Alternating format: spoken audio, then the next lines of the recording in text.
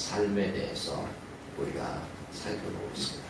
그래서 지난주에는 우리 신앙은 처음부터 끝까지 하나님 중심적인 삶이었음을 우리가 살펴보았죠. 그래서 천지창조에 나타났던 하나님 중심적인 삶에 대해서 우리가 살펴봤습니다. 그래서 천지창조에 나타났던 하나님 중심적인 삶의 중요한 핵심이 뭐냐면 바로 선악을 알게 하는 나무의 실과였습니다. 선악을 알게 하는 나무의 그러니까 선악과 실과의 중요한 두 가지 점이 하나님 중심적인 삶으로 우리 인간을 이렇게 계획하셨음을 볼 수가 있는데요.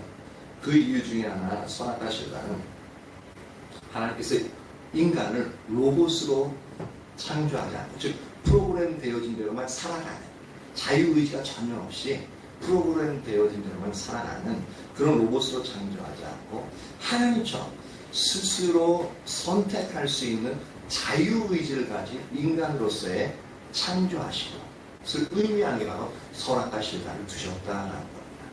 왜냐하면 선악과 실과는 우리에게 하나님의 형상대로 우리가 지어졌기 때문에 자유의지를 주셨어요. 그래서 우리가 따먹을 수도 있고 따먹지 않을 수도 있어요. 우리가 아니라 아담과 하와죠. 아담과 하와가 따먹을 수도 있고 따먹지 않을 수도 있고 그러면은 하나님은 따먹지 말라고 명령하셨어도 아담과 하와가 따먹을 수 있는 위험성이 존재하죠. 근데 그런 위험성 감수하면서까지 하나님은 하나님이 말씀하신 것을 선택해서 그것을 지키면서 이제 하나님 살아가니까 선악과 실과 따먹지 않고 오직 하나님이 말씀하신 선악과 실과 이외의 모든 것들을 따먹으면서 하나님만 살아가는 그 증거로서 나타나서 하나님만 살아가는 그래서 진정한 인간이 되어진 자유의지를 가진 진정한 인간이 되어지길 하나님이 원하셨어요. 근데 불행하게도 우리의 아담 할아버지와 하와 할머니가 어떻게 하셨어요? 그렇게 쏙 다 따먹어가지고 창조된 지 얼마 안 돼가지고 따먹어가지고 문제가 일어났죠. 그리고 두 번째로 선악과 실과가 왜 하나님 중심적인 삶을 위해서 계획되어졌느냐라는 부분은 이 선악과 실과 자체가 하나님의 주권적인 통치를 의미한다고 말씀드렸습니다. 왜 이게 주권적인 통치냐면은 하나님이 명령하신 게 뭐냐면은 다 허용하셨는데 단 한 가지만 허용하지 않으셨어요. 그렇죠? 이 선악과 실과를 따먹지 마라. 먹는 날에는 반드시 죽을 거야. 라고 그렇게 말씀하셨잖아요. 그래서 그 말씀대로 따먹지 않으면 하나님 말씀을 지키는 거죠. 그렇죠? 지키면서 하나님 중심으로 살아가는 거예요. 그러니까 하나님 통치 가운데 있는 거죠. 근데 따먹으면 어떻게 됩니까? 따먹으면 아니요, 저는 하나님 말씀대로 살기 싫어요. 즉 하나님의 주권적인 통치를 나는 받아들이지 않을 거예요.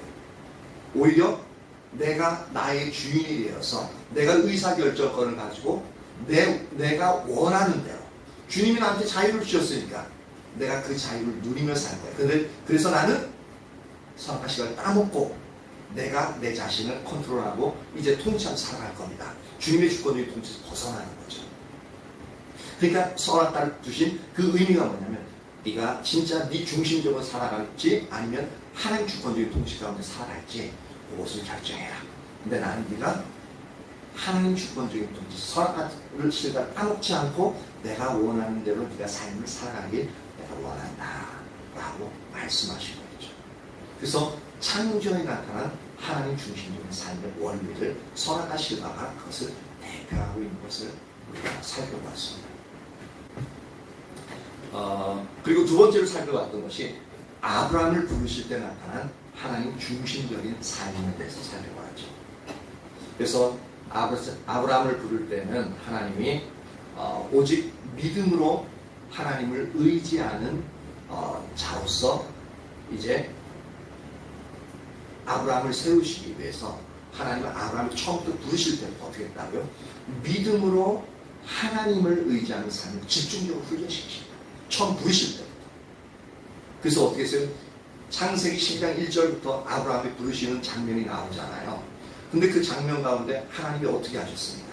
너는 내 친척 본토 아비의 집을 떠나 내가 너에게 지시할 땅으로 다라고 명명하시거든요. 근데 이게요, 엄청나게 황당한 말이에요. 오늘날 우리는 그냥 뭐 부모 친척 아버지 집을 떠나가면 다른 지역에 가서 살아 그러면 쉽잖아요. 뭐 해외 가서 살아 그래도 뭐냐, 지금 몇 개 딸랑 들고 돈 좀 챙겨가지고 그냥 비행기 딱 가서 거기서 살면 되잖아요. 그렇죠?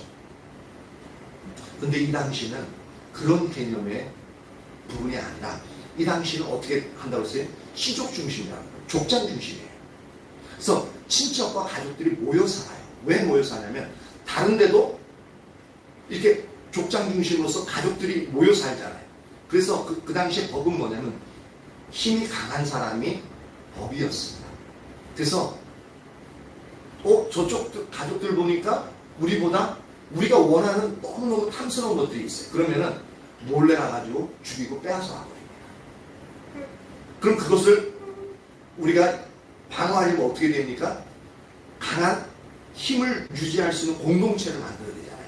그래서 혈연 공동체를 만듭니다. 그래서 배신하지도 않잖아요. 그러니까 이 당시에서 그런 삶을 살던 아브라함에게 친척과 본토와 아내의 집을 떠나래요. 그럼 뭐냐면은 전혀 보호받을 수 없는 존재로서 자기와 아내와 그 자녀들만 가지고 그 자기가 가지고 있는 재물들만 가지고 여행을 떠나는 거예요. 그러면 중간에 모르는 사람들 만나잖아요. 더 강력한 사람들 만나잖아요. 그 사람들 만나면 어떻게 합니까? 그나마도 있던 것들 다 빼앗기고 죽을 운명에 처한 사람이 바로 그 하나님 말씀하신 여행의 본질입니다. 그럼 여러분 같으면 이 말씀 듣고 금방 떠날 수 있겠냐고요? 저는 절대 못 떠납니다. 왜냐면 죽을 게 뻔히 보이거든요. 죽을 것뿐만 아니라 모든 거 다 뺏겨버려요. 그리고 죽어요. 아니면 노예로 팔려가고요. 그런 일들을 여러분 하겠냐고요? 절대 안 합니다. 할 수 있는 근거는 뭐냐면 말씀하신 분, 그분을 말씀하셨으니까 지켜줄 거라는 그 믿음 빼면은 절대로 할 수 있는 이유도 없고 능력도 없습니다. 아브라함에게 나타났던 그 여호와 하나님이 실제적으로 믿어지지 않으면 절대로 이 일을 할 수가 없습니다. 그러니까 처음부터 어떻게 해요? 오직 믿음으로 하나님만 의지하는 믿음을 훈련시키는 겁니다. 근데 하나님이 얼마나 강력하게 임하셨냐면 여태까지 가지고 있던 편견을 깨고 단지 하나님 한 분만 믿고 갈 수 있을 정도의 그런 강력한 하나님과의 만남이 있습니다. 그렇지 않고서는 이성적으로 경험적으로 합리적으로 그것은 절대 불가능해요. 아브라함이 바보가 아니거든요. 로봇이 아니거든요. 그리고 내가 너에게 지시한 땅이라고 했습니다. 그때까지 떠날 때 우리가 떠날 때 미국으로 갈지 아니면 서울로 갈지 부산으로 갈지 목적지를 정하고 가잖아요. 그래야 방향이 틀어지니까. 근데 하나님이 뭐라고 하면 내가 너에게 지시할 땅이래요. 아직까지 목적지를 말씀하지 않습니다. 그냥 무작정 떠나. 그 얘기예요. 이게 말이 됩니까? 하나님도 너무 하시는 거예요.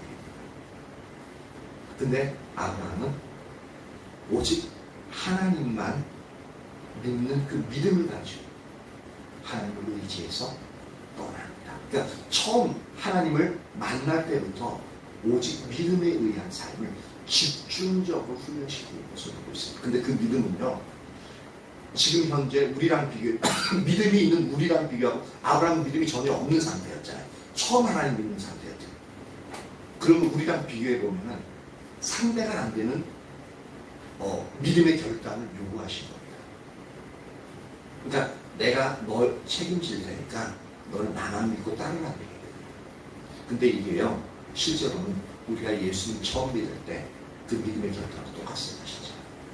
근데 우리가 그것을 인식하지 못하고 그대로 배우지 못하기 때문에 그러한 결단 자체를 하지 않고 단지 예수님을 십자가에 달려 죽으시고 내 죄를 용서하시고 믿으면 내가 구원받는다. 구원자로서만 이제 인식하고 그리고 그렇게 믿으면 천국 간다니까 복이 딱 기다리잖아요. 천국은 예매 딱 해버리잖아요. 그러니까 그럼 다 누리게요. 근데 성경에 보면 예수를 주와 그리스도로서 믿을 것을 요구하고 있습니다. 주는 뭐냐면 오직 예수님이 나의 모든 것의 주인 되시는 거예요. 그러니까 주인 되는 건 뭡니까? 아브라함처럼 하나님이 너 본토 친척 아비의 집을 떠나 내가 너에게 지시할 땅으로 가라. 그러면 그것을 순종하면 하나님이 주인이 되는 거죠. 그렇죠? 근데 순종 안 하면 주인이에요, 아니에요? 아니고 구원도 시작도 안 됐어요. 맞죠? 만약에 하나님이 아브라함에게 얘기했는데 나 못 가요. 내가 왜 가요? 내가 죽으려고 가요? 그런데 하나님이 어디로 가는지 얘기도 안 해놓고서 아니 이렇게 불합리하게 나한테 얘기하는 줄 하나님도 생각해보라고. 어떻게 누구한테 얘기해도 그게 그냥 갈 수 있겠냐? 따질 수 있어요. 근데 성경에 아브라함이 하나님께 따졌더라. 그 말은 전혀 없죠. 근데 주로 인정한다는 그런 얘기입니다. 여태까지는 우리가 하나님을 주로 인정하지 않았어요. 예수님을 주로 인정하지 않았습니다. 근데 우리가 예수님 믿는다는 것은 첫 번째 조건이 뭐냐면 예수님을 우리 주로 인정하는 것. 받아들이는 거예요. 그럼 뭐 어떻게 해요? 지금까지 내 마음대로 살았지만 이제부터는 내가 내 마음이 아니라 하나님의 마음에 따라 살겠다는 얘기입니다. 그 두 번째는 내가 지금 과거에서부터 지금까지 있고 앞으로 지금 모든 죄까지 용서해 주시는 나를 청결케 해주시는 거룩해 해주시는 그 주님을 내가 신뢰하고 받아들이는 거예요. 이 주와 그리스도로 믿지 않으면 절대로 우리의 구원은 시작되지 않습니다. 그래서 지금 현재 삶에서도 우리가 예수님을 주님이라고 부른다는 얘기는 뭐냐면 내 생각은 내려놓고 하나님을 따르겠다는 거예요. 근데 만약에 아까 아브라함이 예수 봤듯이 내가 예수님을 주님으로서 인정하지 않으면 즉 예수님이 우리에게 말씀하신 대로 삶을 살아가거나 또는 살아가려고 애쓰지 않는다면 우리는 예수님을 주님으로서 인정하지 않는 겁니다. 그분을 주님으로서 믿지 않는 거예요. 그럼 어떻게 되어져요? 우리의 구원이 다시 한번 생각해 봐야 돼요. 왜냐하면 조건이 예수님을 주와 그리스도로 믿는 거니까. 맞죠? 여태까지는 그냥 십자가에 달려 죽으신 예수님만 믿으면 구원 받는다라고 생각했어요.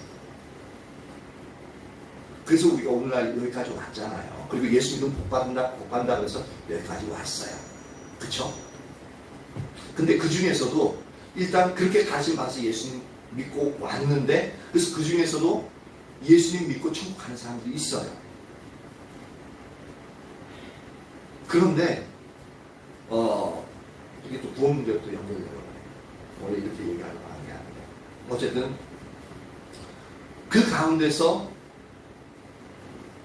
이제 그렇게 믿고 우리가 지금은 이제 와서 이 예수님을 구원자일 뿐만 아니라 주인으로 믿어야만 하나님의 구원의 조건에 이제 부합된다고 지금 이제 배우잖아요. 근데 이제 우리가 처음 배울 때는 주인이 아닌 주인이라고 얘기를 들었어도 그 주인의 의미가 진정한 의미가 무엇인지 우리가 인식하지 못하고 예수님을 나의 주인이요 나의 구원자로서 받아들입니다. 그렇기 때문에 많은 경우 예수님이 오실 때 알고 가운데서 가라지를 골라낸다고 그러죠. 그렇죠? 의인 중에서 악인을 골라낸다고 그러죠.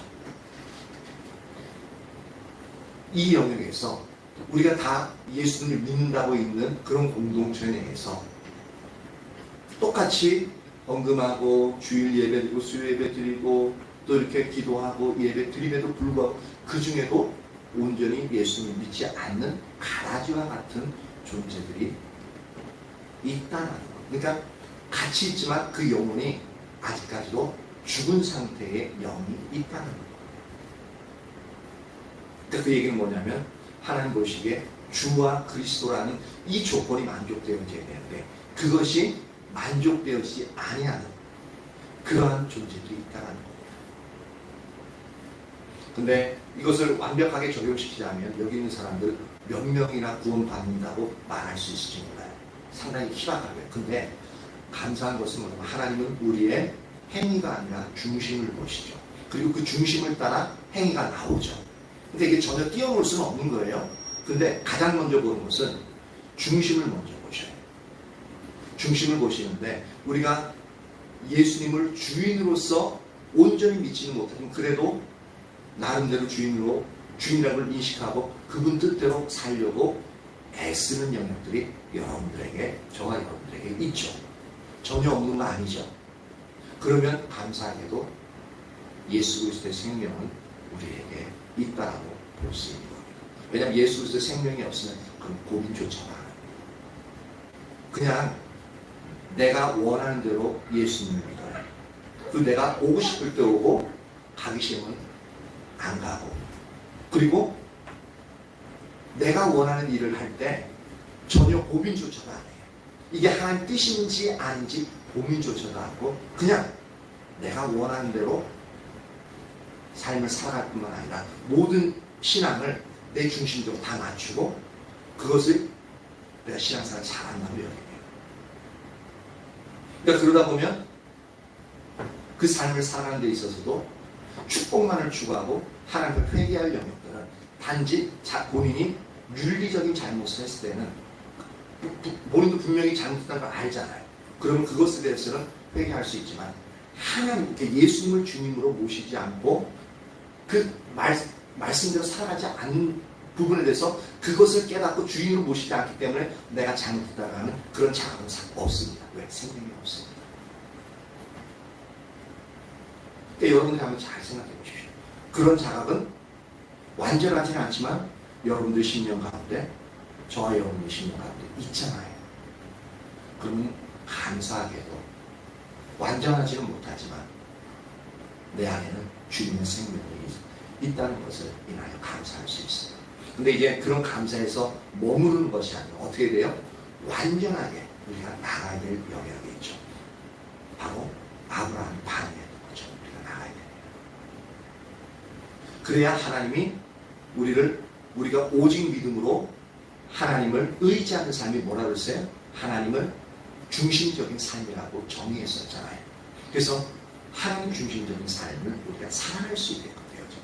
그래서 아브라함 그 첫 출발을 통해서 계속 하나님을 따라갑니다. 그런데 중간에 얼마나 많은 실수와 실패를 했습니까? 거짓말도 많이 했고요. 아내를 2번이나 팔아넘겼어요. 근데 2번에 팔아넘기면서 아내 판 대가로 큰 부자가 되어집니다. 그것도 아내를 누구한테 파냐면은 물론 일부러 판 건 아니죠. 일부러 판 건 아닌데 일단 어떻게 됐든 간에 팔았어요. 거짓말하면서 팔았는데 그것도 왕들한테 팔았어요. 하나는 바로와 하나는 블레셋과. 그러니까 재물도 엄청 많이 많았어요.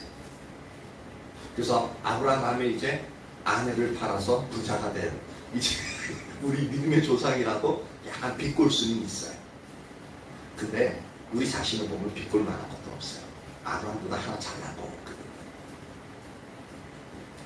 어쨌든 그렇지만 나중에는 창세기 22장에 보면은 그 사랑하는 독자 아들 이삭까지도 하나님 앞에 번제로 드릴 수 있는, 그래서 드리면 하나님의 약속대로 하나님 죄 가운데서도 이삭을 다시 살리셔서 하나님의 약속, 언약을 이루어 가실 것을 확신하고 주저하지 않고 그 아들 이삭을 묶어가지고 번제단에 올려서 죽이려고 하는 그러한 자기가 믿음이 성장하는 것을 볼 수가 있습니다.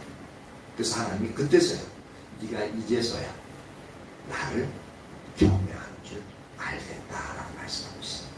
경외한다는 것은 하나님을 두려워함으로 진심으로 살아가는, 즉 온전한 하나님 중심적인 삶을 이제서야 네가 그렇게 행동하고 그러니까 살아가는 것을 내가 알 수 있겠구나.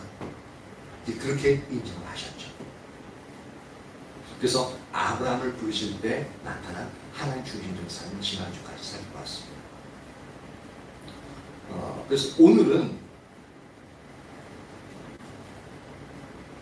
어떤 영역을 살펴보냐면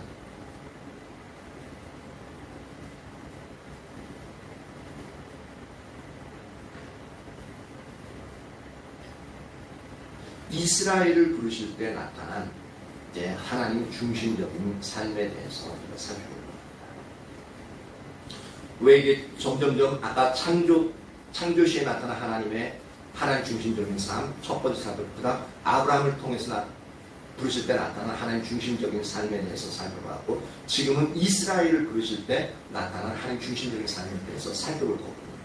왜 아브라함 다음에 이스라엘 이렇게 이런 순서로 나가냐면, 하나님이 처음에 아담과 하와를 만들었을 때 아담과 하와를 통해서 영원한 삶을 추구하시, 하나님 중심적인 삶을 추구하셨거든요. 근데 죄가 들어오니까 어떻게 해요? 그 하나님 계획이 완전히 어그러졌죠. 근데 그것을 다시 뭐냐면 아브라함을 통해서 그 일들을 이루어가시길 이제 계획하신 거예요. 그래서 아브라함을 통해서 그 계획은 뭐냐면 창세기 12장 1절 3절을 보면 아브라함을 통해서 한 거룩한 백성을 하나님이 세우시거든요. 그래서 아브라함을 먼저 믿음에 의한 삶을 훈련시키고, 그 다음 아브라함을 통해서 일어날 이스라엘 민족을 통해서 이제 하나님 중심적인 삶을 이제 훈련시킬 것을 이제 살펴보게 되어집니다.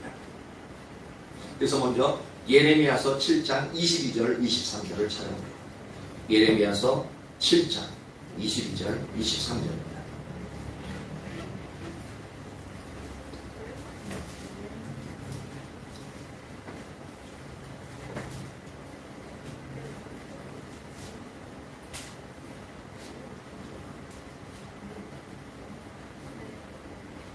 예레미야 7장 22절 23절.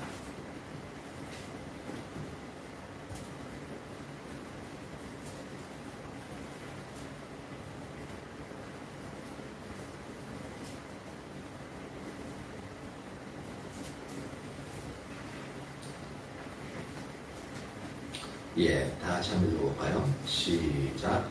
사실은 내가 너희 조상들을 애국 땅에서 인도하여 낸 날에 언제나 희생에 대하여 말하지 아니하며 명령하지 아니하고, 오직 내가 이것을 그들에게 명령하여 이르기를 너희는 내 목소리를 들으라. 그리하면 나는 너희 하나님이 되겠고 너희는 내 백성이 되리라. 너희는 내가 명령한 모든 길로 걸어가라. 그리하면 복을 받으리라 하였으나. 이스라엘을 부르실 때 나타난 하나님 중심적인 삶을 살펴보는데, 이 하나님이 아브라함을 통해서 시작한 하나님을 위한 한 백성을 이루는 계획을 구체적으로 실현시키기 위해서 하나님이 어떠한 일을 하셨냐면, 하나님은 하나님의 놀라운 권능으로 이스라엘을 어떻게 해요? 어디서? 애굽에서, 오늘날의 이집트에서 어떻게 해요? 이스라엘 백성들을 건져내시죠. 그래서 출애굽시킵니다. 그래서 10가지 재앙을 통해서 이 애굽을 완전히 초토화시키고, 그리고 나서 이제 홍해를 갈라가지고 이스라엘 백성 홍해 건너게 하는데, 애굽 군대가 들어오니까 하나님이 마차 밖에 완전히 다 빼가지고 그 안에 움직이지도 못하게 하고, 그래서 이스라엘 백성 다 건너니까 어떻게 해요? 홍해를 다시 확 합쳐가지고 다시 이스라엘을 쫓아올 엄두도 못 내요. 그렇게 완전히 이스라엘 백성들 때문에 나라 전체가, 군대 전체가 완전히 초토화되어 버렸죠. 아마 그때 이후로 이집트가 힘을 못 써요. 그래서 그러면서 하나님은 애굽에서 건져내시면서 하나님은 그들에게, 즉 이스라엘 백성들에게 무엇보다도 하나님 중심적인 삶에 대해서 말씀하십니다. 근데 오늘 예레미야서 7장 22절에서 23절을 읽었는데, 근데 재밌는 것은 하나님이 여기 보니까 22절에 보니까 너희 조상들을 애굽 땅에서 인도하여 낸 날에 번제나 희생에 대하여 말하지 아니했고 명령하지 아니하였다라고 이렇게 선언하십니다. 그렇죠? 근데 이게 되게 재밌어요. 왜냐하면 하나님께서 여기서 번제와 희생에 대해서 말씀하지 아니하셨다고 얘기하고 있는데, 실제로는 너무나도 많은 부분에서 출애굽기, 레위기, 민수기 이 영역에서 너무나도 많이 번제와 희생 제물에 대해서 엄청 많이 말씀하십니다. 여러분들도 레위기 제일 재미없는 게 레위기 민수기죠. 근데 거기 보면 알 수 없는 제사 용어에다가 뭐 집기류에다가 해가지고 거기가 보면은 이게 언제 끝나나 하게 하면서 또 왜 이렇게 길어요. 그쵸? 근데 거기에 엄청나게 많이 말씀하셨거든요. 근데 예레미야 시대에 와가지고서 나 그때 너희들한테 범죄했는데 말하지 않았거든 라고 말씀하고 있습니다. 그럼 이걸 어떻게 우리가 이해하고 받아들여야 하냐라는 겁니다. 아, 하나님은 나랑 똑같네. 좀 이제 위험할 것 같으면은 좀 말하기 좀 이제 곤란한 일이 있으면은 내가 언제 그랬나? 네가 잘못 들었어. 그렇게 우리가 그냥 이제 농담이긴 하지만 그렇게 이해할 수도 있어요. 근데 실제로 이 말은 그 말이 아니죠. 뭐냐면 하나님이 이제 번제나 희생에 대해서 말하지 않았다는 것은 실제로 하나님께서 번제나 희생에 대해서 전혀 언급하지 않았다라는 그 의미가 아니라는 겁니다. 이 부분은 뭐냐면 우리가 하나님이 이 언어에 있어서 그 뒤에 하나님 이것을 말씀하시는 배경에 대해서 우리가 볼 줄 알아야 돼요. 그래서 이것이 이제 영적인 분별력과 관계되어집니다. 이 부분은 뭐냐면 하나님께서 이스라엘 백성들에게 명령하신 가장 주된 것, 다시 말해서 가장 핵심적인 것이 번제나 희생이 아니었다는 말이지 번제나 희생에서 말하지 않았다는 그런 의미가 아니라는 겁니다. 만약에 이것이 번제나 희생에 대해서 전혀 말하지 않았다는 것이 이게 진짜라면 말라기 보면 구약의 맨 마지막이잖아요. 그렇죠? 말라기 시대에 가보면은 하나님이 레위기, 출애굽기, 민수기에서 제사 예법, 그리고 희생 제물에 대해서 명령하신 그대로 이제 이사야 시대 때나 예레미야 시대 때는 그대로 드렸거든요. 근데 말라기 시대 때는 그렇게 드리지 않았습니다. 저는 것 병든 것을 막 드렸어요. 그러면은 제사와 희생에 대해서 말씀하지 않으셨다고 얘기하면 이렇게 하나님 대충 드려도 말하지 않았으니까 하나님이 뭐라고 말씀하셔야 옳습니까? 말하지 않아야 옳습니까? 합리적으로 말하지 않아도 하나님이 말씀하지 않으셔야 돼요. 왜냐면 말하지 않았다고 그랬으니까. 예레미야 시대 훨씬 뒤에 말한 거예요. 그렇죠? 근데 말라기 시대 때는 너희들이 나를 멸시한다는 표현이 있어요. 그거 저는 거, 눈먼 거, 병든 거 네 충독들에게 갖다 줘봐. 그거 받겠냐? 엄청 많이 내셔요. 하물며 나한테 그걸 바쳐? 말도 안 되는 소리 하지 말라고 그렇게 말씀하시는 거예요. 그러니까 이 얘기를 보면 번제나 희생에서 전혀 말씀하지 않으신 게 아니라는 거죠. 그러니까 이 얘기는 뭐냐면 하나님이 말씀하신 가장 중요한 것, 하나님이 원하신 가장 핵심적인 것은 번제나 희생이 아니었다라는 거예요. 그럼 가장 중심적으로 하나님이 원하시는 다른 게 있다는 얘기죠. 그것이 뭐냐면 바로 23절부터 나옵니다. 명령하지 아니하고 23절이죠. 예레미야 7장 23절 진짜 주님이 원하셨던 거. 지금 보면 오직, 그러니까 또 강조합니다. 오직 내가 이것만 얘기했다. 오직 내가 이것을 그들에게 명령하여 이르 너희는 내 목소리를 들으라. 이 목소리를 듣는다라는 부분은 뭐냐면 하나님의 음성을 듣는 거거든요. 이 하나님의 음성은요, 우리가 그냥 가만히 있는데 들려지는 영역이 아니라 물론 특별한 은혜가 있어요. 어떤 사람들에게 원하지도 않고 전혀 예수님을 모르는 상태에서 하나님의 음성이 아주 특별하게 들려질 때가 있습니다. 특히 이제 안학권이나 아니면 이제 어떤 위기 상황에서 그렇게 들려질 때가 있긴 있어요. 근데 그것은 자주 있는 일이 아니라 일생에 한 번 있을까 말까 그러한 부분들입니다. 근데 여기서 하나님의 목소리를 듣기 위해서는 우리도 이제 여기 은수 형제가 있는데 제가 은수 형제의 목소리를 듣기 위해서는 직접 찾아가거나 그렇죠? 아니면 전화를 걸어서 이제 통화를 할 때에만 음성을 들을 수 있죠. 즉 교제를 해야 만나야만 음성을 들을 수 있습니다. 그러니까 하나님의 음성을, 그러니까 너희는 내 목소리를 들으라는 이 얘기는 뭐냐면 전제가 뭐냐면 이거 이전의 전제가 하나님과의 친밀한 교제 가운데 있어야만 하나님의 음성을 들을 수가 있습니다. 그것도 들으라는 것도 원어적인 뜻에 보면 아주 경청하게 듣는 겁니다. 주의 깊게 듣는 겁니다. 그리고 히브리 원어의 뜻에 보면 들을 뿐만 아니라 거기에 대해서 하나님 말씀하신 것을 순종하는 영역까지도 포함되어져 있습니다. 그러니까 우리가 어떤 사람의 말을 주의 깊게 듣는다라는 이 얘기는 뭐냐면 그 말을 듣고 그 말을 지키고자 하는 우리의 마음, 자세를 가지고 듣는 겁니다. 근데 만약에 여러분들이 제 말을 지금 주의 깊게 듣고 있잖아요. 듣고 있는데 그러면서 제가 갑자기 뜬금없는 말을 합니다. 여러분 지금 자리에서 잠깐 일어나 주시겠습니까? 라고 했을 때 이렇게 진지하게 듣다가 제가 여러분 잠깐 자리에서 일어나 주시겠습니까? 라고 말했는데 전혀 거기에 반응하지 않고 그냥 말똥말똥 쳐다만 봐요. 이거는 뭐냐면 그러니까 말에 대한 행동이 없잖아요. 그럼 제 말이 여러분들에 가서 아무런 영향력이 없는 거죠. 일어나 달라고 그랬는데 일어날 생각조차도 안 해요. 그 말에 영향력이 없는, 즉 말이 죽은 거예요. 그렇죠? 그런데 경청하고 있다면 저를 진짜 제가 말한 것에서 따르길 원한다면 딱 들으면 어떻게 뭔 뜻인지 모르겠지만 그냥 일어날 겁니다. 그렇죠? 그럼 제 말이 여러분이 영향력이 있는 거고 제 말이 살아있는 거예요. 그렇죠? 마찬가지로 하나님의 말씀을 주의 깊게 듣는다는 건 뭐냐면 그대로 순종하고는 자세를 가지고 듣는 겁니다. 그러니까 그대로 이제 여기서 너희는 내 목소리를 들으라 라고 하는 부분은 듣고 순종하는 것 포함하고 있습니다.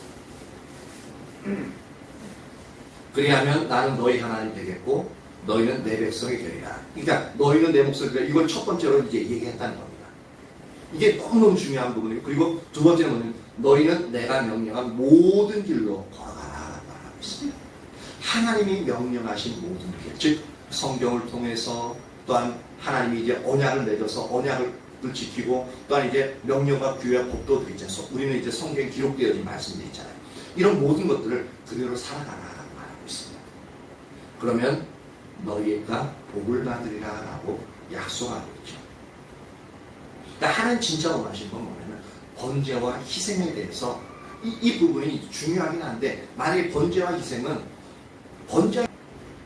번제와 희생을 통해서 하나님의 음성을 듣는 거예요. 하나님 뜻이 뭔지. 우리도 예배가 중요한 게 뭐냐면 그냥 와가지고 뭐 앉았다 하고 그냥 내가 원하는 거 축복받기 위해서 오고 하는 그런 부분에서 이해할 수 있는데 실제 예배의 기능은 뭐냐면 와서 하나님께 예배를 드리고 하나님 임하셔서 나를 만나시고 내게 하나님이 원하실 뜻, 내가 지금 하나님이 원하실 뜻을 듣고 순종하는 자세로 예배를 드리러 나오는 겁니다. 그러니까 하나님의 음성을 듣는 게 목적이 되어지는 거죠. 그러니까 예배, 번제와 희생을 이제 드리되 그 안에 하나님 목소리를 듣고 또 하나님 우리에게 말씀하신 명령한 모든 길로 걸어가는 그 영역을 가지고 우리가 하나님 앞에 나오는 거거든요. 근데 내가 너희에게 번제와 희생을 전혀 얘기하지 않았다고 얘기하는 건 뭐냐면 이런 의도가 전혀 없는 거예요. 전혀 없이 가서 내가 필요한 것, 내 문제점들이 있으니까 그 문제들을 해결하기 위해서 헌금하고 예배드리고 그리고 내가 원하는 것 하나님이 나에게 이 부분 해결해 주시면 내가 진짜 신앙생활 잘할게. 그런 기도 한 번 이상 들어보신 적 있죠? 그게 전혀 하나님과 뜻과는 상관없이 나만을 위해서 하나님을 이용하는 영역이에요. 근데 하나님은 가끔 가다가 그런 우리 신앙이 어릴 때 그것을 잘 들어주셔요. 왜냐하면 우리가 하나님의 자녀이기 때문에 아무것도 모를 때는 들어주시고 그렇죠? 근데 신앙이 자라면 자랄수록 그것이 점점점 줄어들죠. 줄어들고 어떨 때는 내가 진짜 원하는데 하나님 전혀 안 들어주시는 거예요. 응답조차도 안 해. 왜냐하면 이제는 예배의 기능 자체, 하나님께 나오는 것 자체가 이런 번제에서 형식적인 예배로서 나만을 위한 게 아니라 진짜 그 안에 하나님의 말씀을 듣고 그 하나님의 모든 말씀하신 그 길대로 걸어가는 그걸 하나님이 원하시는 거예요. 그래서 진짜 원하는 것은 너희들이 드리는 번제와 희생이 아니라 진짜 그 안에 내 말을 듣고 나를 따르기 원하는 나의 친밀한 관계를 유지하는 이것을 하나님이 원하신다. 이 바로 의미가 바로 예레미야서 7장 22절 23절의 말씀입니다. 근데 이게 얼마나 큰 복음이냐면요. 너희가 이대로 내 말을 잘 듣고 그 다음 그 말씀대로 삶을 살아갈 때 하나님 약속하시는 거는 복을 주겠다.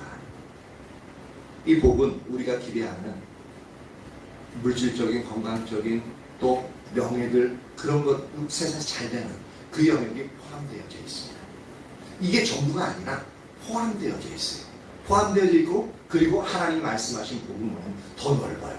하나님 그분 자신인데 우리에게 삶의 평안과 기쁨과 모든 문제를 이겨나갈 수 있는 능력과 하나님이 우리 필요를 채우신 공급함과 그 모든 영역들을 하나님 함께 하시는 그 복을 주시겠다는 얘기예요.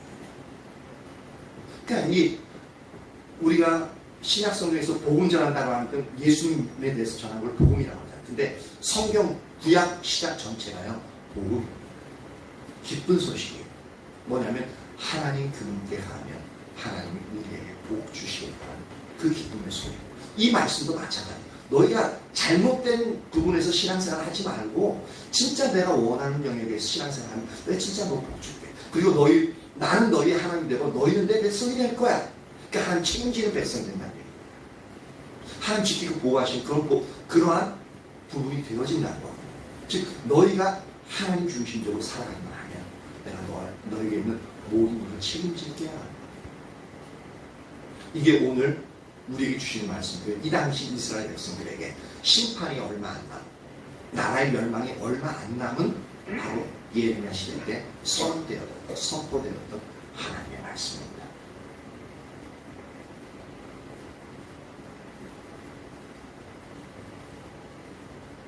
그래서 이처럼 이스라엘 백성들을 애굽에서 건져내시면서 하나님은 여러 곳에서 이렇게 말씀하셨는데요. 그러면 그 대표적인 구절 한 두 군데로만 살펴볼 겁니다. 첫 번째는 어디서 살펴볼 거냐면 출애굽기에서 살펴볼 거고요. 두 번째는 신명기에서 살펴볼 겁니다. 출애굽기 19장 3절에서 6절입니다. 출애굽기 19장 3절에서 6절입니다.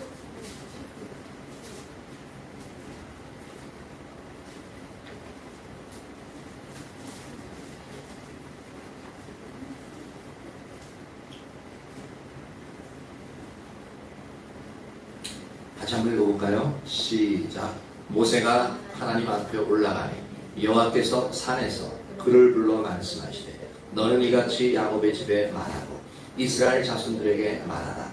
내가 애굽 사람에게 어떻게 행하였으며 내가 어떻게 독수리 날개로 너희를 업어 내게로 인도하였음을 너희가 보았는가. 세계가 다 내게 속하였나니 너희가 내 말을 잘 듣고 내 언약을 지키며 너희는 모든 민족 중에서 내 소유가 되겠고 너희가 내게 대하여 제사장 나라가 되며 거룩한 백성이 되리라. 너는 이 말을 이스라엘 자손에게 전할지니라. 먼저 여기서 하나님이 의도하신 바가 뭐냐면 첫 번째 하나님은 이스라엘 백성들에게 4절에 말씀하신 게 너희를 업어 내게로 인도하였다라고 말하고 있습니다. 그러니까 한 인격체인 이스라엘 백성들을 완전한 인격체이신 하나님께로 인도하는 겁니다. 사람과 사람이 만나게끔 하면 어떻게 되어집니까? 그냥 만나고 멀뚱멀뚱 쳐다보고만 있습니까? 그게 아니죠. 만나서 어떻게 해요? 서로 알아가는 거죠. 교제를 하는 거죠. 그걸 위해서 지금 하나님께로 이스라엘 백성을 인도했다는 것은 이제 너희가 나와 친밀한 관계를 맺었으면 좋겠다는 그런 의미입니다. 그 친밀한 관계를 맺기 위해서 너희를 내게로 인도했다는 그런 표현입니다. 그러니까 하나님과의 친밀한 관계를 위해서 이스라엘 백성들을 인도한 이것이 하나님이 이스라엘 백성들을 출애굽시킨 가장 중요한 이유입니다. 또한 하나님이 우리로 하여금 예수님을 믿음으로 말미암아 우리를 하나님께로 인도한 가장 주된 목적이 뭐냐면 바로 하나님과의 친밀한 관계를 위해서 우리를 하나님께로 인도한 겁니다. 그게 바로 예수님을 통해서 우리를 구원하시는 영역입니다. 이스라엘 백성도 구원의 원리가 약간 말만 다르고 그렇지 이게 원리적으로는 다 동일합니다. 그리고 나서 하나님이 말씀하신 게 뭐냐면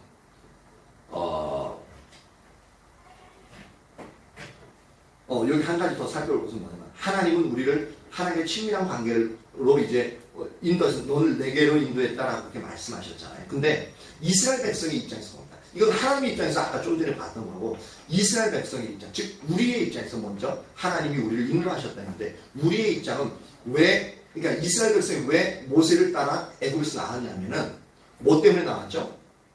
하나님께 간다고 좋아가지고 나왔습니까? 아니면 다른 이유가 있었나요? 잘 모르시겠어요. 그냥 하나님이 오라니까 하나님 너무 좋아서 그렇게 갔었나요? 뭐였죠? 잘 안 들려요. 예, 바로 그겁니다. 젖과 꿀이 흐르는 땅을 약속하셨어요. 이게 오늘날 우리로 말하면 예수 믿고 뭐 한다고요? 복 받는다. 이게 우리 입장이에요. 그러니까 우리가 예수를 믿게 된 근본적인 이유는 뭐냐면 하나님께서 잘 모르잖아요. 그렇죠? 단지 예수님 믿으면 죄도 용서해 줄 뿐만 아니라 복 받는데요. 그러면 어떻게 눈이 띠용 하고 커지죠. 모태신앙은 잘 모를 거야. 그렇죠? 근데 모태신앙 아닌 사람들은 저조차도 예수님은 복 받는데 우리가 복음 전달 때도 어떻게 할까? 예수님은 복 받아. 그렇게 교회 가자. 그런 식으로 먼저 전하거든요. 그러니까 그 복음은 실제로는 하나님이 너희들 애굽에서 나와서 젖과 꿀이 흐르는 가나안 땅으로 내가 데리고 갈게. 고마하고 동일합니다. 근데 하나님은 그게 목적이 아니었죠. 목적이 아닌데 이스라엘 백성들은 그게 목적이었습니다. 목적이고 그것이 또한 이스라엘 백성들의 마음을 움직일 수 있는 가장 좋은 언어들이었습니다. 그래서 하나님이 그렇게 처음부터 모세를 통해서 젖과 꿀이 흐르는 땅을 너희를 이끌어갈 거야 라고 말씀하시는 겁니다. 우리에게 있어서도 예수 믿고 복 받아 라고 하는 부분을 우리가 마음을 가장 잘 움직일 수 있는 그래서 이스라엘 백성도 아마 젖과 꿀이 흐르는 땅 우리가 잘 먹고 잘 자고 노예 생활하지 않고 진짜 풍요로운 삶을 살아가게 하는 분이 우리 조상이 하나님 여호와 하나님은 그러면 안 따라갈 이유가 없잖아요. 그렇죠? 지금보다 더 나은 삶을 살아갈 수 있는데 누가 안 따라갑니까? 지금 막 내가 힘든데 예수 믿으면 복 받고 문제 해결되어지고 그런다는데 누가 예수를 안 믿을 사람이 어디 있어요? 그러니까 거기에 넘어가는 거예요. 근데 하나님이 우리가 가장 좀 처음에 이끌어낼 때는 거의 모든 사람들이 그 부분, 그 영역에서 듣고 하나님 앞에 나아오게끔 되어져 있습니다. 근데 예수님 믿고 나니까 진짜 이제 하나님의 의도를 이제 말씀을 통해서 성경을 통해서 배우게 되어지는 거죠. 근데 많은 경우는 실제로 하나님이 원하시는 영역을 교회에서 그 부분을 갖다가 계속적으로 보게만 회중 중심으로 메시지가 나가다 보니까 진짜 하나님이 원하시는 영역이 비춰지지 않아서 계속 신앙이 자라나지 못하는 부분이 너무나도 많이 있습니다. 실제적인 하나님 만나지 못하는 경우가 너무나도 많이 있어요. 진짜 하나님의 복 주신다는 그 복을 우리가 누리지 못하는 경우가 너무나도 많이 있습니다. 그리고 신앙이 타락해버려요.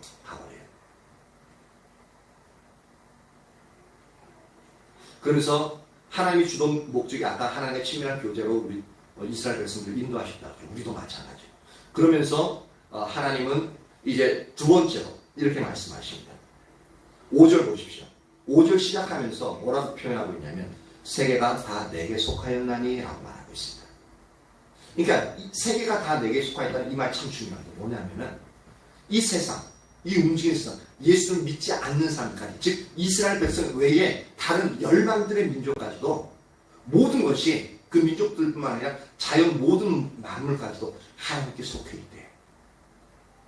이 얘기는 뭐냐면 하나님의 통치 가운데 있다는 겁니다. 즉 이방에는 하나님이 없는 것처럼 느껴지잖아요. 그렇죠? 안 보이게 여호와 하나님은 안 믿잖아요. 우리 예수 믿지만 다른 사람들 예수는 안 믿잖아요. 그러면 하나님이 다스리는 곳은 어디예요? 예수님 믿는 사람. 거기에만 국한되어 있다고 생각하기 쉽잖아요. 근데 성경은 선언하고 있는 거예요. 세계가 다 내게 속하였다. 즉 모든 것이 하나님의 통치 아래에 있다는 겁니다. 하나님의 손바닥 안에 모든 게 있다는 얘기예요. 그러니까 하나님이 쥐락펴락할 수 있다는 얘기죠. 예수 믿지 않아도 여호와 하나님을 알지 못해도 불신자들까지도 하나님이 쥐락펴락할 수 있다는 얘기거든요. 그렇죠? 바로 그걸 먼저 얘기하십니다. 그리고 나서 하시는 말씀이 내 말을 잘 들어라. 근데 우리가 하나님 말씀을 잘 들으면 우리가 지금까지 살아오던 삶의 방식 그대로 말씀하시니까, 아니면 전혀 이해하지 못하고 그렇게 하면 손해볼 것 같고 부담스럽고 그런 말씀들을 하시니까 계속 포기하라고만 하지. 그쵸? 근데 내 말을 잘 듣고, 요 부분도 아까 전에 예레미야서 7장 22절에서 했던 것처럼 너희는 내 목소리를 잘 들으라 했던 부분이 듣고 순종한 것까지 포함된다고 얘기했죠. 이것도 마찬가지입니다. 이 내 말을 잘 듣고라는 부분이 그 말씀, 하나님의 음성을 잘 듣고 친밀한 교제 가운데서 하나님의 음성을 잘 듣고 그 말씀 지켜나가는 이 부분까지 포함되어집니다. 원어 자체가 그 의미를 포함하고 있어요. 그리고 내 언약을 지키면, 언약은 이스라엘 백성과 하나님과 세웠던 그 언약들. 그러면 어떻게 하냐면 내가 이제 세 가지 복을 얘기했는데, 내 소유가 되겠고 너희가 제사장 나라가 되며 거룩한 백성이 되리라 라고 말씀하고 있습니다.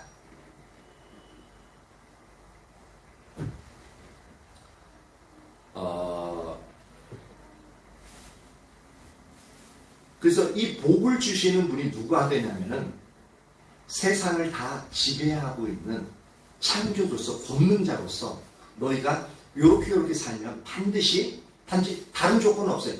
하나님 말씀을 잘 듣고 그 말씀 그대로 지켜나가면 너희가 안 될 것 같이 보이고 손해날 것 같고 위험하고 다른 사람이 막 그거 가지고 되겠네 비난할 수도 있지만, 근데 세상이 다 내게 속하였어. 그것만 기억해.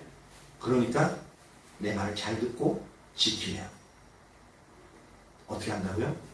내 소유가 되겠고, 내 소유는 뭐냐면 하나님의 특별한 소유. 하나님 모든 것이 하나님 거라 분명히 아까 5절 처음에 얘기했죠. 근데 그 중에서도 너희는 나의 특별한 소유가 된다. 특별한 소유는 어떤 겁니까? 예전에서 왕의 특별한 소유가 어떻게 하면 따로 왕이 좋아하는 것들, 왕이 소중히 여기면 따로 보물창고를 짓습니다. 그리고 나서 그것을 아주 소중하게 간직하고 보호하고 닦고 해서 너무너무 소중하게 간직해요. 그런 존재로서 우리를 대해주시겠다는 겁니다. 그 얘기는 뭡니까? 우리를 보호하고 지키고 바람 불면 날아갈까, 또 어떤 오물 묻으면 닦고 엄청나게 귀하게 여겨주시겠다는 거예요. 하나님이 특별한 소유로서 우리를 그렇게 여겨주시고, 또 하나는 제사장 나라가 된다. 즉 뭐냐면 제사장의 역할이 다른 사람을 하나님께로 이끌어가는 중재자 역할을 하는 거예요. 그러니까 제사장 나라는 것은 열방을 이스라엘을 통해서 여호와 하나님을 알게 하겠다는 얘기거든요. 근데 그것을 어떻게 알게 하냐면 거룩한 백성이 되겠다라고 말씀하시고 있습니다. 거룩한 백성은 뭐냐면 항상 말씀드리지만 그냥 죄를 안 짓는, 다른 사람과 거룩하다는 것 구별되는 거니까 구별된 삶을 살아가는, 다른 사람은 세속적인 삶을 살아도 나는 구별되어진 수도사와 수녀와 이제 성직자처럼 그렇게 생각하는 경우가 많은데 그게 아닙니다. 즉 거룩하다는 그 자체가 구별되는 게 맞아요. 세상적인 사람과 분리되어지는데, 왜냐하면 거룩한 백성이 된 이유는 이렇게 분리된 삶을 사는 게 목적이 아니라 세상과 분리되어서 죄를 짓지 않는 자로서 어떻게 되냐면, 그렇게 되어지면 거룩하신 하나님이 오시겠다는 겁니다. 거룩하신 하나님이 오셔서 우리로 세상과 분리되어지게끔 하시겠다는 거예요. 그러니까 세상의 가치관이나 세상의 방식을 따르는 삶이 아니라 하나님의 방식을 따르는, 거룩하신 하나님의 방식을 따르는 그런 백성이 되어서 그 가운데서 하나님의 놀라운 능력과 영광을 드러내시겠다는 겁니다. 그래서 이스라엘 백성들을 통해서 뭐냐면 열방이 와, 이스라엘 백성들을 보니까 여호와 하나님이 진짜인 것 같아. 그러니까 이스라엘 백성들 나도 너희 하나님 믿을래. 이 역할을 하는 게 바로 거룩한 백성 삼는다는 얘기입니다. 우리도 예수님 믿게 되는 거룩한 하나님의 자녀가 되어지잖아요. 그래서 거룩한 하나님의 자녀는 단지 신분적인 영역이 아니라 하나님의 성령이 우리 안에 거하심으로 말미암아 우리를 통해서 놀라운 하나님의 능력, 놀라운 하나님의 영광을 드러내시겠다는 거예요. 세상이 상식으로 이해가 되어지지 않는 그 일들을 우리의 삶을 통해서 일상적으로 드러내시겠다는 겁니다. 예수님을 온전히 믿다 보면은 그러한 경험을 일상적이진 않더라도 그러한 경험을 한 번 이상은 누구나 다 가지고 있죠. 근데 하나님이 원하신 것은 뭐냐면 그것을 일상적으로 우리가 그 삶을 살아가도록 하겠다는 거예요. 그게 하나님의 의도입니다. 그러니까 너희는 내 말을 잘 듣고 먼저 하나님과 친밀한 관계를 통해서 내 말을 잘 듣고 내 말을 그리고 내 언약을 지키면 이렇게 해주겠다는 겁니다. 그러니까 우리가 세상 사람들에게 주목받고 부족함 없이 살고 그리고 또한 영향력을 행사하면서 살아갈 수 있는 가장 쉬운 방법이 바로 하나님과의 사랑의 관계 가운데서 그분의 말씀을 잘 듣고 그 언약을 지키면 그렇게 삶을 살아가겠다고 하나님의 능력으로 그 일을 이루실 것을 말씀하고 있습니다. 왜? 세계가 모두 내게 속하였다. 이렇게 보면 하나님의 축복받는 거 되게 쉽죠. 명쾌하죠? 근데 우리 속에 여러 가지 생각이 있어요. 왜냐하면 우리는 하나님 품 안에 사는 게 아니라 세상에 속해서 세상이 야 이게 오라 요거 되게 재밌다 요거 하면 되게 기분 좋아진다 막 하면서 어떻게 해요? 우리를 항상 유혹하죠. 그리고 내 마음은 뭐가 더 기뻐요? 뭐가 더 자연스러워요? 세상이 말한 것이 더 자연스럽고 더 좋죠. 근데 하나님 말씀하신 거 어때요? 야, 될까? 안 될 것 같아요. 의심이 나고 그리고 어떻게 해요? 부담스럽고 그러다 보니까 하나님 말씀대로 살아가지 않아요. 그러니까 우리가 놀라운 축복을 원하지만 그 하나님 말씀하신 놀라운 축복이 우리에게 온전히 이르지 않는 이유가 바로 여기입니다.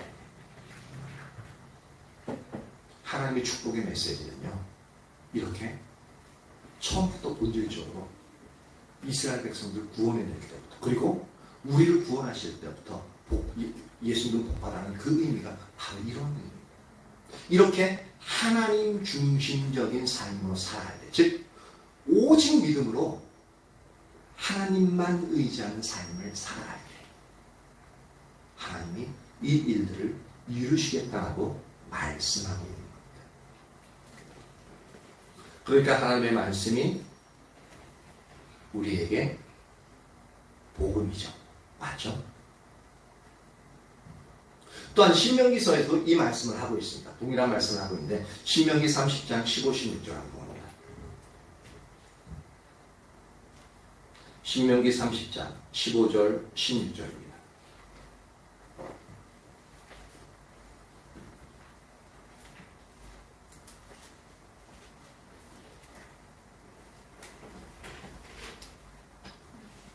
신명기 30장 15절 16절 같이 한번 읽어볼까요?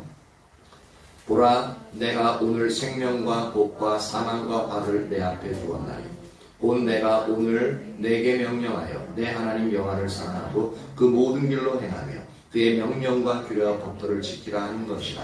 그리하면 네가 생존하며 번성할 것이요 또 내 하나님 여호와께서 네가 가서 차지할 땅에서 내게 복을 주실 것이니라. 19절 읽습니다. 시작. 내가 오늘 하늘과 땅을 불러 너희에게 증거를 삼으라. 내가 생명과 사망과 복과 저주를 내 앞에 두었은즉 너와 내 자손이 살기 위하여 생명을 택하고. 학자들은 신명기를 두 번째 율법이라고 이렇게 부르거든요. 그래서 이 구절은 신명기 30장의 구절은 두 번째 율법으로서 출애굽기의 19장에서 하나님께서 말씀하신 의미를 더욱더 선명하게 보여주고 있습니다. 그러면서 뭐라고 말씀하고 있냐면 하나님이 하나님의 백성들 앞에 한편에는 생명과 복을 두었고요. 그렇죠? 그리고 다른 한편은 뭐라고요? 저주와 사망을 두었다라고 말씀하고 있습니다. 그런데 뭘 선택하라고 하나님 말씀하셨어요? 19절에 너와 네 자손이 살기 위해서 뭘 택하라고요? 생명을 택하래요. 그러니까 우리에겐 자유의지가 있잖아요. 그렇죠? 그러니까 무조건 그렇게 복만 선택할 수 있는 존재면 좋은데, 근데 우리의 본성이 타락해가지고 무조건 사망과 저주, 이게 죽는 길인지 모르고 선택하는 거예요. 죽는 길인지 알면 절대 선택 안 합니다. 아이들이 어릴 때 약 먹일 때 약에다가 달콤한 거 발라가지고 이제 약을 먹이네. 그런 것들 중에 하나가 뭐냐면 비타민, 이제 애들 씹어서 먹는 비타민, 그냥 비타민제 먹으면 어른들은 먹지만 애들은 안 먹으면 목에 걸리고 막 냄새도 이상 비릿비릿한 냄새가 나니까. 그렇게 어떻게 해요? 달콤한 이제 카라멜이 들어가가지고 그걸 이제 섞어가지고 애들 씹어 먹을 수 있게끔. 그래서 그런가 우리 애들은 그거 사주면 하루에 막 2개, 3개, 어떤 영광이 4개까지 막 4개, 5개까지도 먹어버려요. 그러면 안 되는데. 어쨌든 그게 달콤하니까 그렇게 먹는 거거든요. 사망과 화를 선택하는 것도 그게 우리 입맛은 되게 달아요. 보기에, 우리가 눈에 보기에는 되게 행복할 것 같아요. 저것만 있으면 모든 것을 다 가질 수 있을 것 같아요. 진짜 행복하게 살아갈 것 같아요. 그래서 사망과 화를 선택하는 거거든요. 근데 하나님은 우리가 살기 위해서 생명과 복을 선택한다. 근데 우리는 사망과 화가 생명과 복처럼 보이니까 그걸 선택하는 거거든요. 그러니까 여기서도 뭐냐면 중요한 게 이것을 진짜 생명과 복인지 사망과 화인지 그걸 구분할 수 있어야 되잖아요. 구분하려면 어떻게 하냐면 아까 16절에 이 하나님 여호와를 사랑하라. 먼저 이 부분이 되어져야 됩니다. 네 하나님 여호와를 사랑하라. 그리고 어떻게 해요? 그렇게 하나님과의 친밀한 관계 가운데 있으면은 요한복음을 보면 너희가 하나님을 사랑하면은 우리가 너희에게 가서라고 표현하고 우리 안에 오신대요, 직접. 그리고 우리가 해야 할 것을 네게 알리리라고도 표현하고 있어요. 그러니까 우리가 여호와 하나님을 그렇게 진짜로 사랑하게끔 되어지면 하나님 우리 안에 오셔서 하나님의 원하시는 뜻들을 우리에게 보이십니다. 즉 우리에게는 영적인 분별력이 열려지고 자라나게끔 되어져 있거든요. 하나님 뜻이 무엇인지 우리가 알 수 있게끔 되어집니다. 그렇게 여호와를 사랑하고 그 모든 길로 행하여, 즉 하나님이 오셔서 알려주시니까 그 모든 하나님의 길대로 우리가 어떻게 하라고? 행하라고, 걸어가라. 즉 그대로 순종해 나가라는 얘기죠. 그러면서 어떻게 해요? 그의 명령과 규례의 법도를 지켜. 이거는 뭐냐면 이미 기록되어 있는 성경 말씀 있잖아요. 그 명령, 규례, 법도, 그 모든 것들을 하나님과 친밀한 교제 가운데 하나님의 음성을 듣지 않고 이미 말씀하신 영역들이 있잖아요. 그렇죠? 그 성경을 그대로 지켜나가는 겁니다. 이렇게만 하면은 생명과 복, 사망과 저주로 우리 눈앞에 무엇인지 선명하게 보입니다. 근데 우리 마음이 완악해가지고요. 보이는데도 해서는 안 되는 줄 알면서도 때로는 사망과 화를 선택하는 경우가 되게 많습니다. 왜냐하면 그것이 나에게 편하거든요. 그래도 이쪽으로 가면 내가 원하는 것을 성취할 수 있을 것 같아 보이니까 그렇게 하는 거거든요. 근데 하나님은 그러면 죽어. 그러니까 너희가 너와 네 자손이 살기 위해서 제발 내가 너에게 얘기했던 영역, 그렇게 부탁하고 그 영역을 생명과 복을 선택해라 라고 말씀하고 있죠. 지금 뭐냐면 철저하게, 아까 이건 선악과도 똑같습니다. 선악과 실과니까 따먹지 마. 따먹으면 죽어. 선악과 말고 그 외의 모든 것을 다 먹어도 돼. 요거 똑같습니다. 항상 우리 앞에 선악과 실과가 놓여져 있습니다. 그러니까 제발 생명과 복을 주는 생명나무 실과를 다 먹어. 선악과 실과 따먹지 마라고 말씀하고 있는 거죠. 이처럼 하나님은 항상 하나님 중심적인 삶을 우리에게 명령하시고 있습니다. 그리고 그 삶을 살아갈 때 우리에게 놀라운 축복이 있을 것임을 그렇게 말씀하고 있어요. 근데 왜 자꾸 이렇게 얘기하면서 자꾸 축복에 대해서 얘기하냐면, 하나님도 왜 이 부분에 대해서 축복에 대해서 얘기를 하냐면, 우리에게 와닿는 축복, 우리에게 보여지는 축복이 눈앞에 우리가 보여지지 않으면 절대로 그걸 선택 안 합니다. 생각해 보세요. 그것이 아무리 오라도 고난의 길이고 내가 희생하는 길이라고만 이제 그것만 돼도 나에게는 어떤 유익도 없어. 그럼 여러분은 숭고한 정신을 가지고 그렇게 내가 죽더라도 다른 사람을 살리는 그 놀라운 그 숭고한 정신을 가지고 그렇게 선택하시겠죠? 선택하겠다. 왜 손 안 드세요? 저는 선택 안 해요. 안 할 겁니다. 본성 자체가 그렇게 안 됩니다. 본성 자체가요, 절대로 안 돼요. 그렇게 하나님 그거 아시기 때문에 복에 대해서 하나님이 명령하시고 그러면서 복에 대해서 계속 말씀하시는 이유가 거기 있습니다. 그래서 애들에게 너 이거 하면 사탕 줄게 라고 하는 것과 똑같습니다.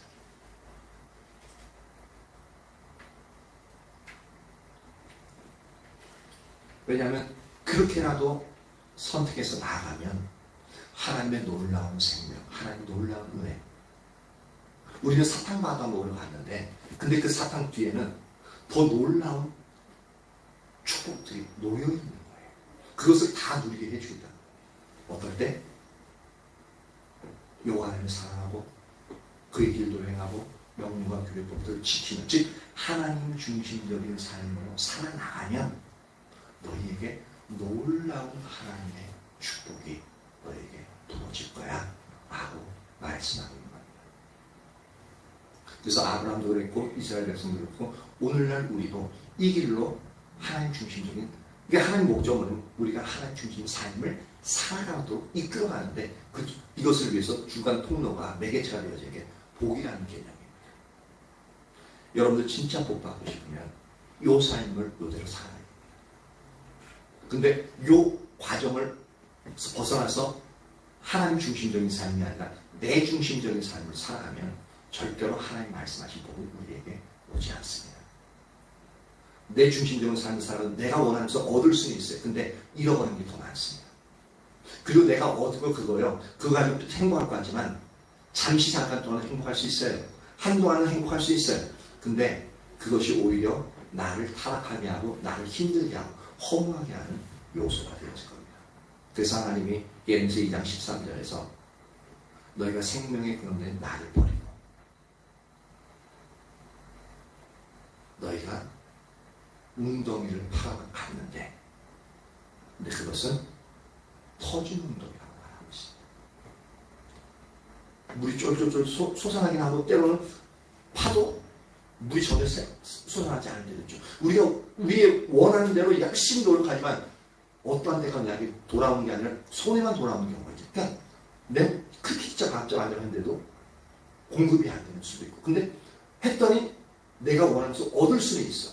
근데 다 새나가고 모이지 않아요. 그리고 진짜 소중한 것들 다 잃어버려요. 성공을 위해서 달려나가는 사람들, 여러분 가족도 희생하고 아내와 그러니까 남편이 그렇게 달려나가면 아내, 자녀들 희생하고 막 달려나가 자기 건강까지 희생하고 달려나가는 경우 있습니다. 많은 경우가 그렇죠. 우리 거의 대부분이 다 그래요. 우리 인간들이. 근데 어떻습니까? 그래서 어느 정점에 가서 그것을 내가 원하면서 얻었어. 근데 주위 돌아보니까 어떻게 해요?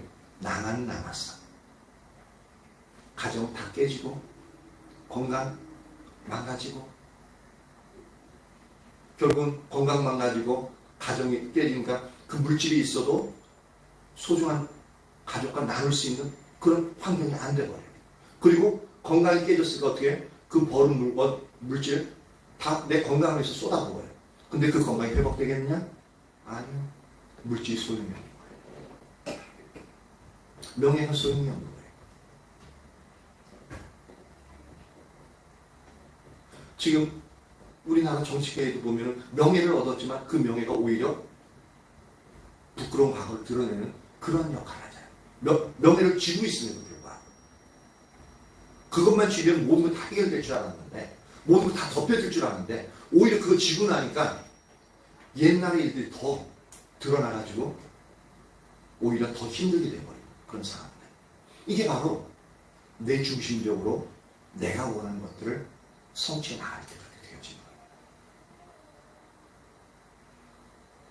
진짜 우리가 축복을 얻고 복을 받는 자리에 이끌기를 원하면 하나님 말씀하신 것처럼 하나님 중심적인 삶을 살아가는 그 자리에 있을 때만이 저와 여러분에게 하나님 말씀하신 놀라운 축복을 주십니다. 그리고 그 하나님 더 알아가게 되시고 그 하나님 더 사랑하는 자리에서 계속 하나님이 이제는 원하신 의도대로 우리가 축복을 안 주더라도 단 세상적인 걸 누리지 못하더라도 계속 우리의 관심을 이제 하나님 더 알아갈수록 이전에 가졌던 축복의 개념은 이제 내려놓고 두 번째가 되죠. 그전에 그게 첫 번째였죠. 하나님께 나갈수록 그것을 이제 두 번째 개념이 돼가지고 진짜 하나님 그것만을 그리고 하나님이 원하시는데요. 그리고 하나님 내게 주시는 놀라운 은혜들만을 추구하여 나아가게 되어집니다. 그러면 하나님이 어떻게 해요? 이 모든 것을 너에게 더하여 주십니다. 그러한 역할이 우리 추구하지도 않았는데도 하나님이 약속된 그것을 이루시는 것을 볼 수가 있습니다. 저와 여러분 모두에게 이것이 선명하게 인식되어지고 축복합니다. 그래서 진정한 축복을 통해서 진짜 우리가 구원받는 이유가 뭐냐면 우리를 통해서 예수님을 알지 못한 즉 이스라엘 백성들을 통해서 여호와 하나님을 알지 못하는 열방이 구원받는 제사장 나라가 되도록 한다고 했죠. 마찬가지로 우리가 왕같은 제사장이에요. 그래서 온전히 하나님과의 그 친밀한 하나님 중심적인 삶을 통해서 우리에게 놀라운 은혜가 나타나므로 우리를 통해서 예수님을 알지 못한 많은 사람들을 하나님께로 이끌어가는 그게 엄청난 그게 하나님이 의도하신 겁니다. 우리에게 복 주시는 이유로 바로 그것 때문에 그렇습니다. 그리고 더 많은 것을 누리길 원하시고 그리고 다른 사람들을 내가 누리고 있는 그 축복을 다른 이들도 누리도록 하고 또 그들을 통해서 또한 다른 모르는 하나님 알지 못하는 사람들을 그 자리에 이끌어가기 위해서 바로 하나님 중심적인 삶으로 이끌어가시는 겁니다. 이러한 부분이 성령이 비추어짐으로 말미암아 우리가 우리의 삶의 방향을 어느 쪽으로 맞춰야 될지 비춰주시고 그리고 우리의 삶의 방향 이젠 딱 돌이켜서 하나님이 원하시는 하나님 중심적인 삶으로 그렇게 한 걸음 한 걸음 나갈 수 있기를 예수님의 이름으로 축복합니다. 네, 마주에 나오세요.